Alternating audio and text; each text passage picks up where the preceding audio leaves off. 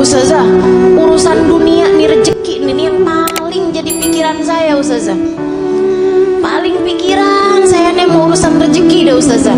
Emang bisa ya Ustazah kita ngandelin Nabi Muhammad? Bisa banget teman-teman saya sekalian, bisa banget. Ada dulu orang miskin banget. Ini terjadi di tempatnya Khalifah Al-Ma'mun, ya, zaman berapa ratus tahun silam. Sedikit sekalian saya muliakan, ada orang miskin banget. Dia istrinya mau melahirkan nggak punya duit, barang-barang mau dijual juga nggak ada, mau beli nih buat sekedar persiapan bayinya nggak punya, miskin banget. Istrinya bolak-balik bilang nih gimana nih, ntar ya, mudah-mudahan hari ini kita dapat rezeki, ternyata enggak. Insya Allah mudah-mudahan kita dapat kelebihan rezeki nih besok hari, ternyata enggak. Akhirnya dia bingung, dia datang ke makam Nabi besar Muhammad sallallahu alaihi wasallam, ziarah ke makam Nabi Muhammad, nangis. Orang sana memang, orang Madinah. Dia datang nangis di makam Nabi Muhammad alaihi wasallam. Rasulullah, saya umatmu nih Rasul, ini amat ya nasib saya. Istri saya mau melahirkan anak saya Rasulullah, dan istri saya umatmu, anak saya umatmu. Ya Rasulullah, tolongin saya. Malam harinya dimimpiin Nabi Muhammad sallallahu alaihi wasallam. Mimpiin Nabi, sama Nabi dibilangin, emang segampang itu ya Ustazah mimpi Nabi Muhammad? Iya, buat sebagian orang. Yang apa Ustazah? Yang hatinya bersih. Ya, jadi itu istilah mimpi Nabi Muhammad tuh teman-teman. Itu tuh gampang buat sebagian orang yang hatinya bersih.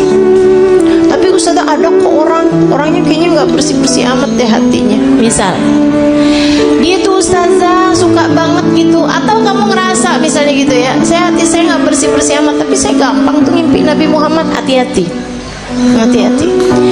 Ustazah kan katanya setan nggak bisa nyerupai Nabi. Betul, setan nggak bisa menyerupai Nabi. Tapi kamu emang pernah lihat Nabi? Kan nggak? Betul nggak? Ini kayak ada orang nggak pernah lihat saya, terus dia bilang saya ngimpi Ustazah tadi malam. Tahu dari mana kalau itu saya? Kan begitu. Tapi Ustazah bukannya setan nggak bisa nyerupai Nabi. Setan nggak bisa nyerupai Nabi, tapi ngaku-ngaku jadi Nabi, dia mah paling pinter. Jadi setan bisa aja tuh, saya adalah Nabi Muhammad, saya perintahkan kamu buat marahin suami kamu, buat cewer anak kamu. Tuh udah nggak mungkin itu Nabi Muhammad.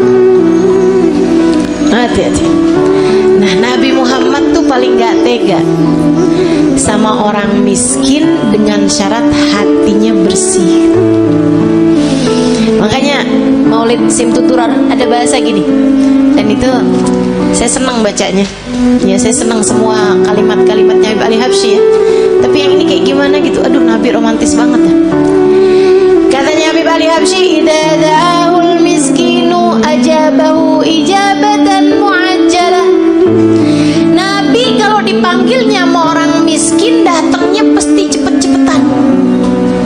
Nabi itu dari masa hidupnya Nabi Muhammad. Kalau ada orang kaya ngawinin, ya Nabi datang juga, tapi nggak selalu paling awal. Tapi kalau orang miskin ngawinin, Nabi datang duluan sebelum yang lain-lain. Enak banget ya. Sampai sekarang juga Nabi tuh kayak gitu. Jadi Bu, kalau kamu ngerasa ya ampun rezeki sulit banget di dunia, tenang. Nabi kalau dipanggil sama orang miskin datangnya cepat. Maka deketin Nabi Muhammad sallallahu alaihi wasallam. Tuh kayak si laki-laki tadi itu yang istrinya mau melahirkan. Ya Rasulullah, malam harinya ngimpiin Nabi Muhammad. Kata Nabi Muhammad gile, Pak, pergi ke khalifah. Khalifah tuh kayak presiden gitu. Bilang sama dia, Nabi kirim salam, sampaikan padanya buat ngasih sama kamu uang, anggaplah ya 100 dinar. Itu kayak semacam 50 juta gitu. Misal aja ya, misal. Bilang sama dia, kata Nabi Muhammad, sholawat kamu yang tadi malam itu pas 10.000. Udah tuh.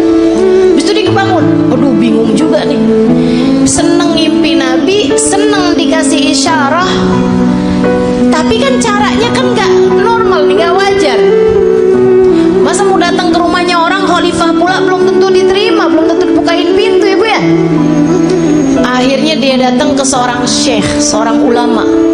Pada zaman itu tuh pejabat-pejabat masih sangat menghormati ulama, walaupun ulamanya miskin.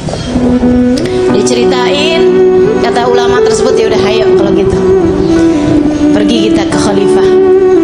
Nyampe di rumahnya khalifah, bukan khalifah bahkan ya, gubernur, mohon maaf. Pergi ke tempatnya gubernur.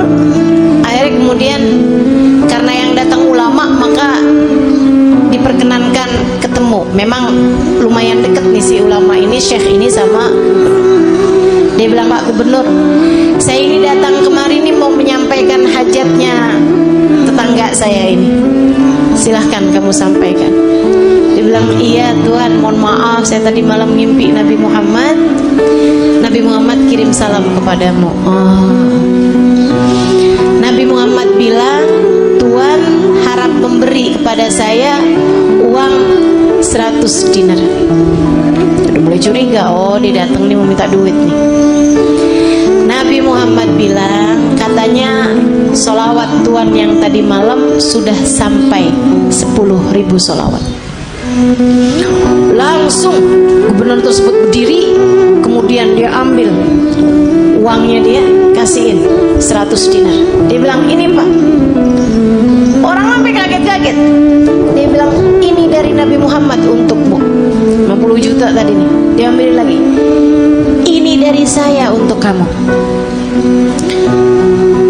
untuk hajat kamu itu. Masih diambil lagi. Dan ini hadiah dari saya karena kamu telah memberi kabar gembira buat saya. Dia bilang, kok bisa Tuhan langsung bermurah hati seperti itu? Dia bilang, saya ini dari sejak muda gak pernah ninggalin sholawat tiap hari 10.000 kali.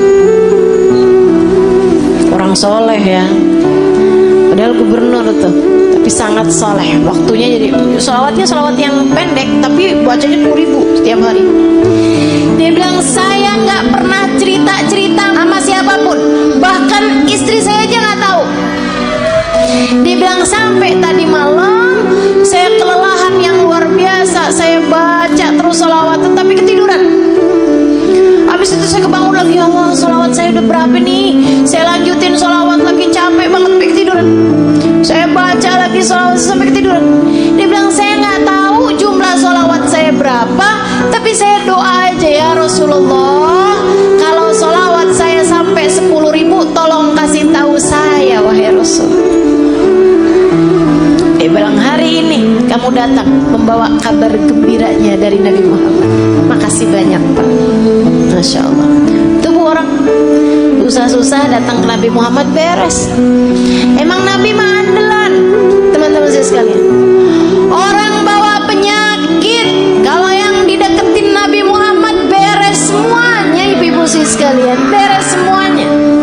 Nabi itu udah dipanggil-panggil tuh cepet nyampe nya. Ibu sekalian saya muliakan, banyak cerita-cerita mengenai orang-orang yang sakit datang kepada Nabi Muhammad, sakit yang mustahil buat sembuh aja bisa sembuh. Udah banyak sekali. Makanya udah gak usah susah. Yang penting dalam hidupmu itu jangan pernah tinggal Nabi Muhammad. Gimana caranya? 3 aja dah, gampang. Sholawatan yang banyak, yang taat sama Nabi Muhammad, gitu kan ya? Sholawatan yang banyak, yang taat sama jalan Islam, dan yang ketiga, yang cinta sama Nabi Muhammad. Yang cinta sama Nabi. Cinta tuh gimana caranya Ustazah? Cinta itu kan gak bisa diusahakan. Siapa bilang? Cinta itu bisa banget diusahakan. Caranya gimana? Gampang teman-teman.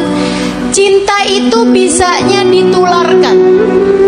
Jadi kalau kamu pengen punya hati, punya cinta sama Nabi Muhammad, selalulah, sering-seringlah duduk-duduk bersama dengan para pecinta di majelis-majelis maulid seperti ini. Ama yang berikutnya, sering-seringlah mendengar kajian kamu hadir secara langsung ataupun di rumah live streaming. Yang senang baca tuh banyak kitab-kitab, buku-buku menceritakan tentang Nabi Muhammad. Asal ditulis dari orang yang punya cinta kepada Nabi Muhammad, pasti akan bertambah kecintaanmu kepadanya. Jangan tinggalin Nabi Muhammad. Nabi Muhammad akan cukup untukmu, teman-teman. Untuk setiap kesedihanmu di dunia, cukup Nabi Muhammad SAW. Nanti itu gampang banget hilang sedihnya kalau kamu deket sama Nabi besar Muhammad. Untuk semua kesusahan hidupmu gampang, teman-teman, mau hilangnya. Andelin saja Nabi besar Muhammad. Pengen apa aja gampang. Udah deh. Katanya Sayyid Muhammad bin Alwi bin Abbas Al-Maliki, gak ada perkara gak bisa diselesaikan sama sholawat kepada Nabi Muhammad. Itu baru kena sholawatnya. Belum lagi kalau sholawat ditambah taat, ditambah cinta, beres semua urusan. Gak cuman urusan dunia, tapi urusan akhirat semuanya bakalan beres.